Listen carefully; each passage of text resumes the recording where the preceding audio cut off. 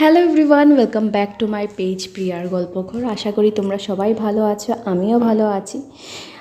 আজকে আমি শেয়ার করছি কিছু প্যান্ডেল হোপিংয়ের ভিডিওস, যেগুলোতে আমরা গিয়েছিলাম কিন্তু সময় মতো আর আপলোড করা হয়নি। তো প্যান্ডেলগুলো খুব সুন্দর হয়েছে, দেখেও ভাল লাগছে। আর কিয়ান এত লাইটিং ফার্স্ট টাইম দেখে খুব এক্সাইটেড, ও কিছু প্রকাশ করছে না, বাট দেখে মনে হচ্ছে না ওর ভালো লাগছে।